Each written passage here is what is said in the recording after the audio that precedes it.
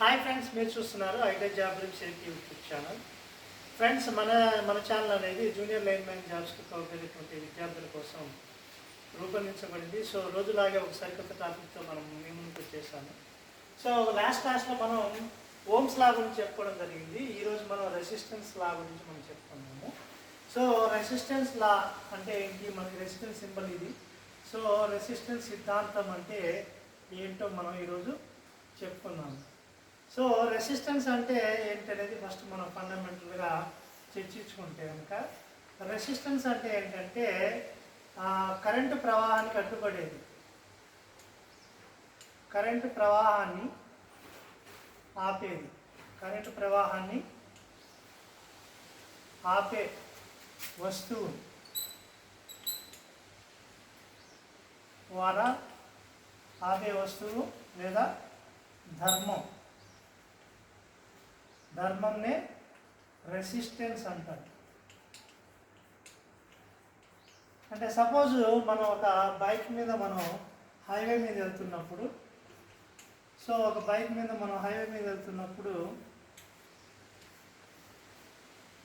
మనకి speed breakers వస్తాయి. ఈ స్పీడ్ బ్రేకర్స్ అనేవి స్పీడ్ని డిక్రీజ్ చేస్తాయి అన్నమాట. స్పీడ్ని డిక్రీజ్ చేస్తూ ఉంటాయి. ఒక్కోసారి బైక్ని ఆపేస్తాయి. ఎలాగైతే మనకి స్పీడ్ బ్రేకర్ అనేది స్పీడ్ని తగ్గిస్తుందో, అలాగే రెసిస్టర్ అనేది కరెంట్ యొక్క ప్రవాహాన్ని ఆపేస్తుంది, అడ్డుపడుతుంది. సో కరెంట్ ప్రవాహాన్ని ఆపే వస్తువు లేదా ఆ వస్తువు యొక్క ధర్మాన్ని మనం రెసిస్టెన్స్ అంటాము. ఈ రెసిస్టెన్స్ ధర్మాన్ని కలిగి ఉన్న ఏ వస్తువైనా సరే రెసిస్టర్ అవుతుంది.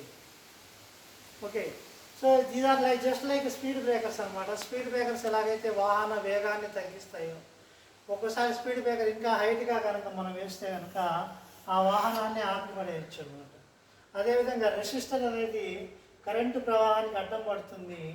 So resistor is the only device are property which will control the electricity. ఈ ప్రపంచంలో కరెంట్ని ఆపగలిగేది, తగ్గించగలిగేది, కంట్రోల్ చేయగలిగేది ఒకే ఒకటి, అది రెసిస్టర్ మాత్రమే. సో మై డియర్ ఫ్రెండ్స్, రెసిస్టెన్స్ని డెఫినేషన్ మనం ఈ విధంగా చెప్పుకోవచ్చు, ఈ విధంగా డిఫైన్ చేయొచ్చు. అదేవిధంగా రెసిస్టర్ యొక్క సింబల్ ఇది. రెసిస్టర్ని ఆర్ అనే అక్షరంతో సూచిస్తూ ఉంటాము. సో ఈరోజు రెసిస్టెన్స్ లా గురించి మనం చెప్పుకుంటాము. Every conductor or wire has resistance which opposes the flow of current. మనం ఒక వైర్ కనుక తీసుకున్నట్టయితే ఇక్కడ ల్యాంప్ ఉంది. సో ఇక్కడ ఉన్న ల్యాంప్ని ఇక్కడ మనం సోర్స్ నుంచి సప్లై చేయాలి. ఈ వైర్ అన్నమాట. ఈ వైర్ అనేది లేదా కండక్టర్ అనేది ఎంతో కొంత రెసిస్టివిటీని కలిగి ఉంటుంది. సో ప్రతి వైరు ఎంతో కొంత రెసిస్టివిటీని కలిగి ఉంటుంది. Every wire or every conductor will contains resistivity. The resistance of a conductor depends on the following 4 factors. So ఈ కండక్టర్ యొక్క, సపోజ్ ఇది కండక్టర్ లేదా వైర్ అనొచ్చు. సో ఈ కండక్టర్ యొక్క రెసిస్టెన్స్ అనేది 4 అంశాల మీద ఆధారపడి ఉంటుంది. There are 4 factors which will defines the resistance of the conductor. ఒక తీగ యొక్క రెసిస్టెన్స్ అనేది, నిరోధం అనేది 4 అంశాల మీద మనకి ఆధారపడి ఉంటుంది. ఒకటి లెంత్,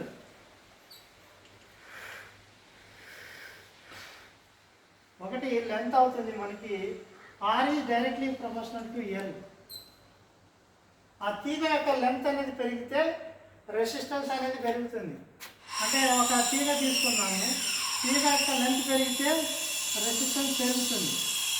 ఒకవేళ ఎల్ ఆర్ అనేది, సపోజ్ ఎల్ అనేది తగ్గితే రెసిస్టెన్స్ అనేది తగ్గుతుంది. So R and L directly proportional అన్నమాట. రెండో విషయము area of cross section. Area of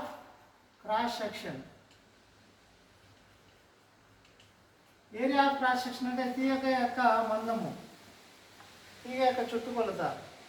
resistance of a conductor is inversely proportional to the cross section area. అంటే R is inversely proportional to 1/A. అంటే area of the conductor. Suppose ఇది ఒక తీగ తీసుకున్నాం, తీగ మందం ఇలా ఉంది, ఇది ఒక తీగ, ఇది కండక్టర్ 1. సపోజ్ కండక్టర్ 2 కనుక లెంత్ పెరిగిందనుకో, కండక్టర్ 2 కనుక లెంత్ పెరిగిందనుకో, అంటే ఇక్కడ క్రాస్ సెక్షన్ ఏరియా అనేది తక్కువ ఉంది. ఇది A1, ఇది A2. A2కి రెసిస్టెన్స్ అనేది తగ్గిపోతుంది. ఎందుకంటే resistance is inversely proportional to A. అంటే R పెరిగితే A అనేది తగ్గిపోతుంది. అదే R అనేది తగ్గితే A అనేది పెరుగుతుంది. Inversely proportional. A పెరిగితే R తగ్గుతుంది, A తగ్గితే R పెరుగుతుంది. సో మొదటిది లెంత్ పెరిగితే రెసిస్టెన్స్ పెరుగుతుంది, లెంత్ తగ్గితే రెసిస్టెన్స్ తగ్గుతుంది. రెండవది area of the cross section. So conductor 1 అనేది మనకి ఈ సైజులో ఉంది, కండక్టర్ 2 ఈ సైజులో ఉంది. సెకండ్ కేసులో సైజ్ పెరిగింది. So area of the cross section పెరిగితే రెసిస్టెన్స్ అనేది తగ్గుతుంది. ఎందుకంటే తీగ మందం పెరిగితే కండక్టింగ్ కెపాసిటీ బాగా పెరుగుతుంది, కరెంట్ అనేది బాగా ఫాస్ట్గా ఫ్లో అవుతుంది. సో రెసిస్టివిటీ అనేది డ్రాప్ అవుతుంది. సో తర్వాత factor type of material. So type of material. So మనం ఏ రకమైనటువంటి మెటీరియల్ ద్వారా మనం ఆ తీగ అనేది ఏ లోహంతో తయారు చేయబడింది అనే దాన్ని బట్టి కూడా ఆ రెసిస్టెన్స్ అనేది డిపెండ్ అవుతుంది.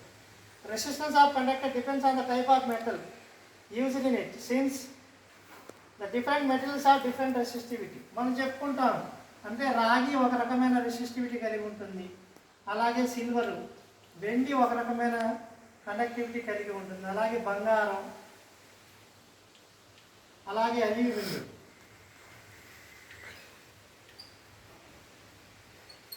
బెస్ట్ కండక్టివ్ ఏంటంటే సిల్వర్కి రెసిస్టెన్స్ అనేది ఆల్మోస్ట్ 0 అనుకుందాం. సో రెసిస్టివిటీ అనేది సిల్వర్కి చాలా తక్కువ ఉంటుంది, రాగికి కొంత ఉంటుంది, ఎంతో కొంత, బంగారంకి తక్కువే ఉంటుంది, అల్యూమినియంకి కొంచెం ఎక్కువ ఉంటుంది. సో లోహాన్ని బట్టి మన రెసిస్టివిటీ అనేది మారుతూ ఉంటుంది. తర్వాత టెంపరేచర్. 4వ పాయింట్ టెంపరేచర్.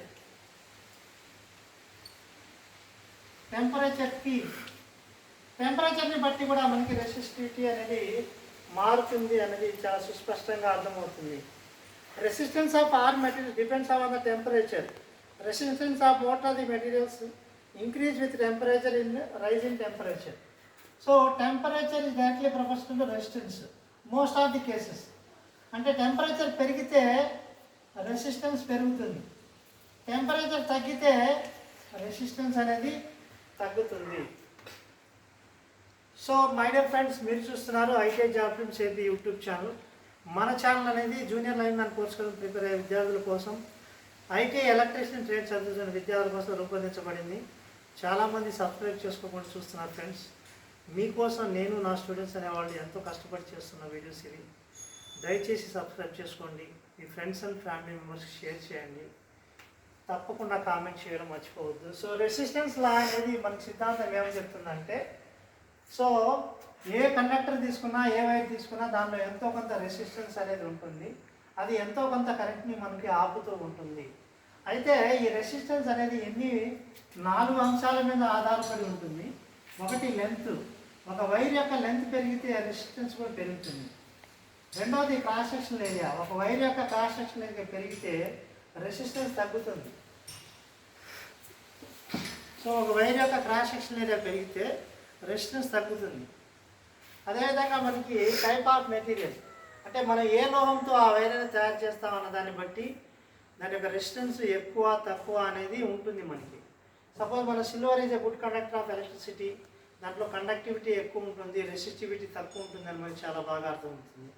అదే మనకి అల్యూమినియం అయితే దానికి రెసిస్టివిటీ ఎంతో కొంత ఉంటుంది, దానివల్లే మనకి పవర్ లైన్స్లో కరోనా ఎఫెక్ట్ అని మనకు వస్తుంది, నిప్పు రవ్వలు రావడం, మన సౌండ్ రావడం, మనకి ఎల్లోయిష్ కలర్లో మంటలు రావడము, అలాంటివి మనం చూస్తూ ఉంటాము.